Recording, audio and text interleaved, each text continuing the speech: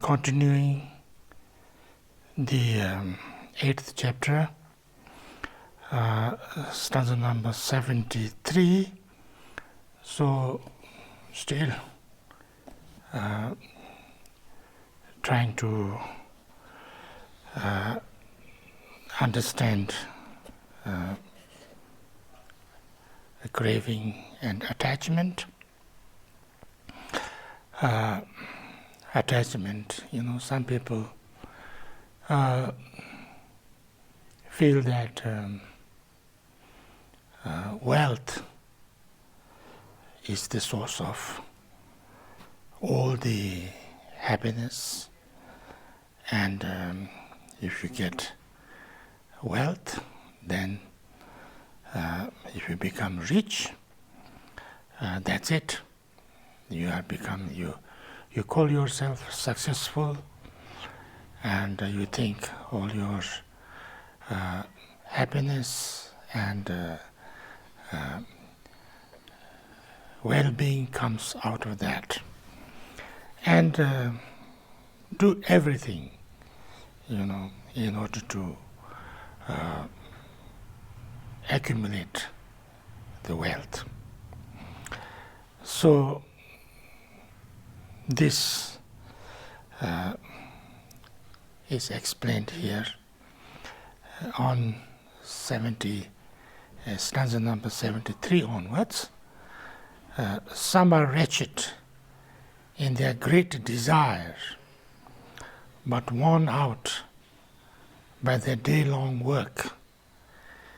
They go home broken by fatigue, to sleep the slumbers of a corpse. So, when you are young, of course, you are growing up, so you have no chance of accumulating wealth.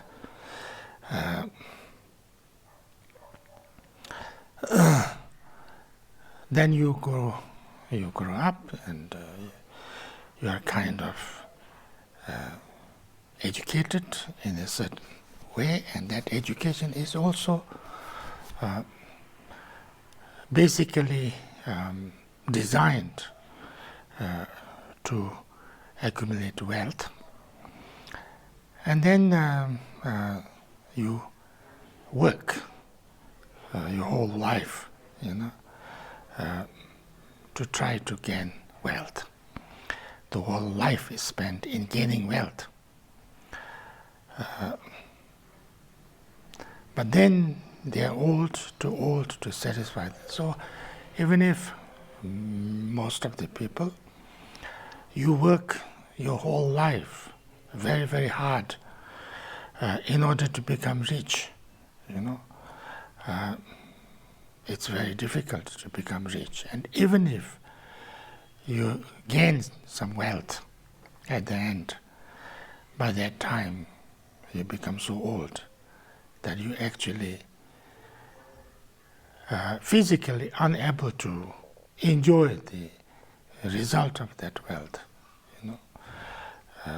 Sometimes, you cannot even eat whatever you want because you have all sorts of diseases and things like that.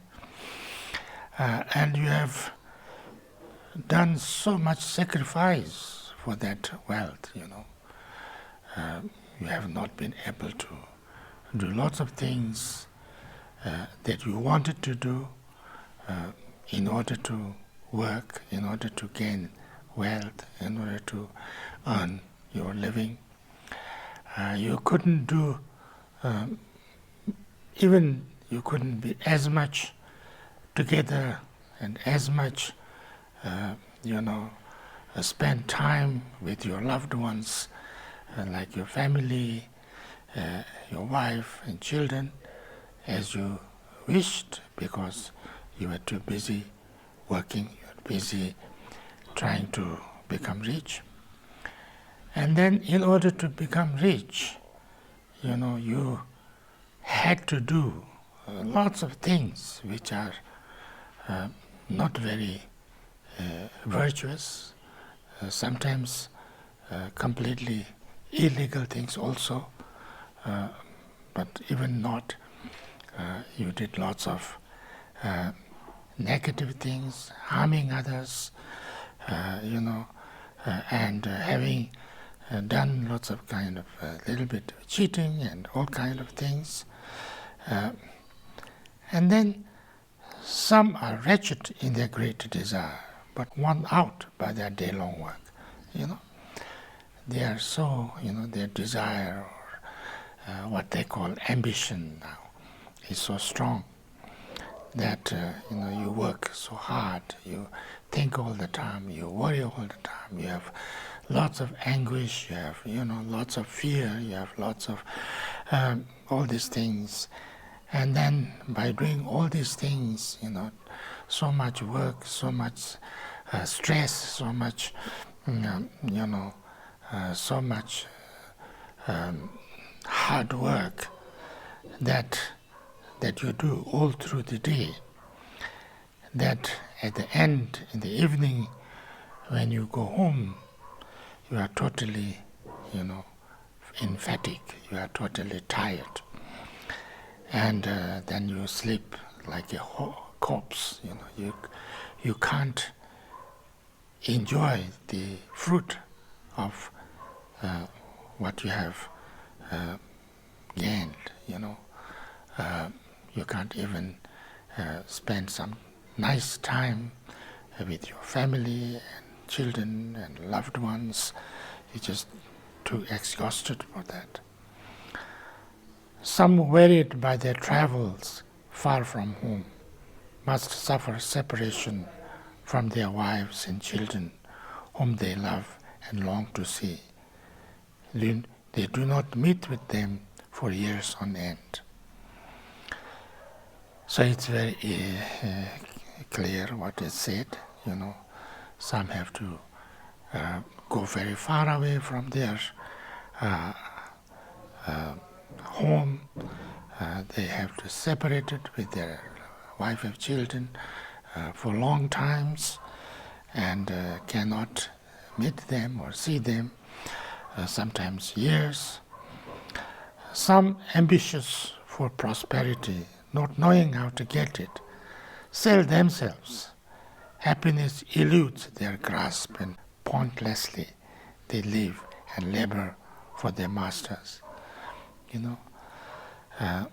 Some people are so ambitious and so set, is kind of so one-pointedly feeling that the prosperity or some wealth is the true source of happiness, but they don't know how to get it. Whatever they do doesn't bring that much wealth. So sometimes people literally sell themselves, become like they do whatever their masters or their employers or their clients ask them to do, and basically sell themselves. And then happiness eludes their grasp, and pointlessly they live and labor for their masters. But however you try, they can never totally satisfy those masters or those clients or whoever they are that you devote all your time and energy, and you keep on laboring, keep on working, keep on doing all sorts of things, some things that even you do not really want to do, but you have to do because otherwise you will be, you will not be able to satisfy your employers or whoever. Some sell themselves no longer free in bondage, slavery to others, and destitute their wives give birth with only trees for shelter in the wild. Some are so much, become under the, power or under the like under the service of other people, that you are no longer free. You are no longer free to go home. You are no longer free not to do what you don't want to do. You are not free to do what you want to do. You are no longer free to have any free time for yourself and for your family and loved ones. And sometimes, this has happened also, like even your wives, or have to give birth. Places where you have even if what is saying here is that even if you have no time for your loved ones, so this is 76. So I'll read the Tibetan first.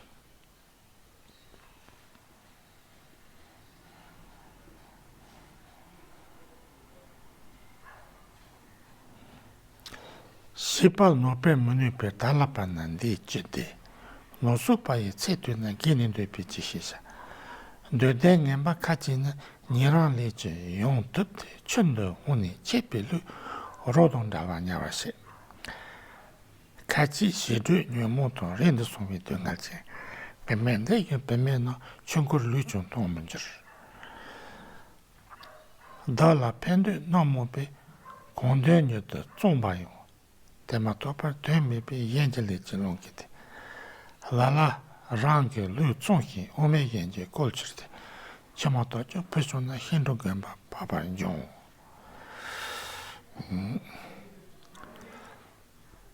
Döpi lupi lembato. Sondu tsawar shawashi. Soturu toga yetinju. Kese tenden dorisi. Döden lala luchunchi. Kachi sehin tselazi. Kachi nonton togina.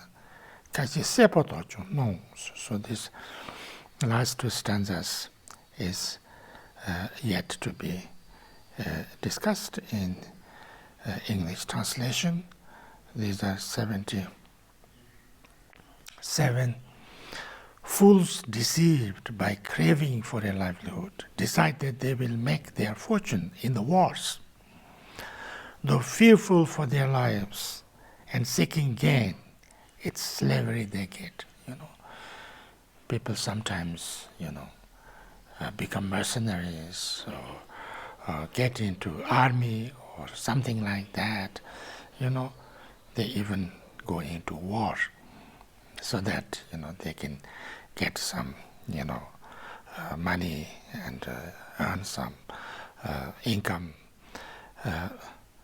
and they literally become they kind of sell even their life, which is so precious usually to them. Some, as the result of craving, have their bodies slashed, impaled on pointed stakes. Some are wounded, run through by the lance, while some are put to death by fire.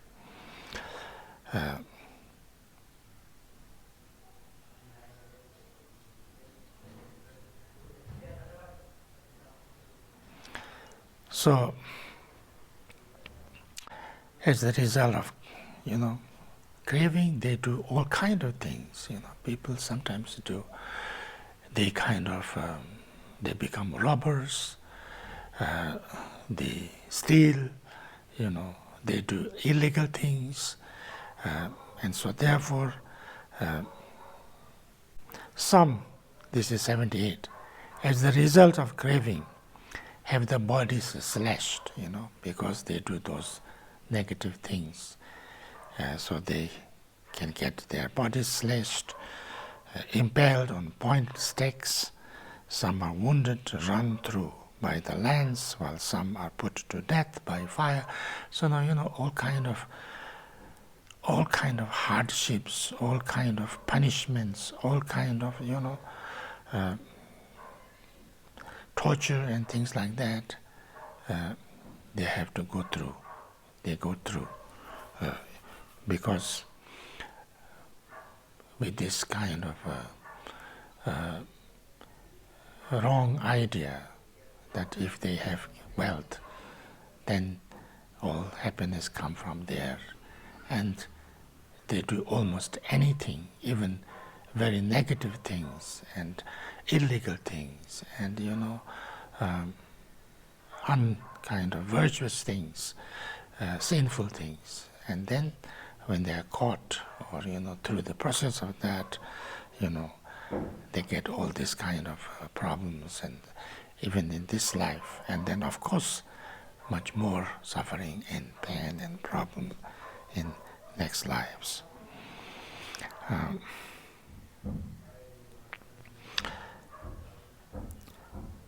This is 79.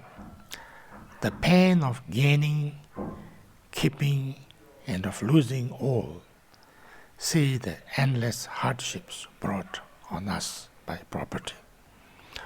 For those distracted by their love of wealth, there is no chance for freedom from the sorrows of existence.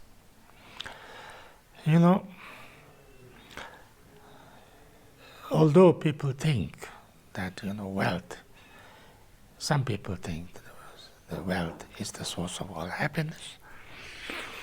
It's not really. Of course, you need to, have some source of income for you to live, survive, to fulfill your needs. But, if you look deeply, just the needs of your survival are not that much actually. What we need is basically, from the wealth point of view, three things. In India we call it roti, kapra and makan. Something to eat, something to some clothes to wear, the dress, and then a shelter, a place to stay. And when you have this, your needs are fulfilled. You don't need. It's all about, of course you can have better standard for that, and there's less, but basically these are the three needs. And these three needs, is not that difficult to get. Sometimes you can see that even most kind of simple and uneducated and people also can accumulate this, can get these things without going through too much suffering and trouble and doing lots of hardships and things like that. And then, although we think that wealth is the source of happiness and things like that, but if you look a little bit deeply, it is a source of suffering and trouble and pain from beginning to end. For instance, the pain of gaining, the pain of keeping, and pain of losing. You can't accumulate wealth easily. So therefore, you need to go through lots of efforts, lots of hardship, lots of, time and energy and stress and, worries and hard work and all. You have to do so much to gain, to accumulate the wealth. So it's not easy thing to get. So there's lots of suffering, lots of pain, lots of hardship, lots of difficulties to gain and to accumulate the wealth. Most people think that that's true, but once you get it, then it's all good, and then only you enjoy it, and then everything is, completely, happiness and enjoyable and luxury and things like that. But if you look a little bit deeply, you will see it's not true. It's difficult to keep those things. To maintain that is also a very hard thing. Lots of stress, lots of worries, lots of pain. And then, you are not always able to keep them. So you lose. And when you lose it, then it's even more. It's lots of suffering, lots of problems, lots of disappointment. So therefore, from the beginning to end, lots of pain it brings. So therefore, of course, if you have no attachment, then it's okay. So therefore, it's not totally about wealth or about the thing, but about how much attachment you have. And this is something that we need to work on. So that's okay.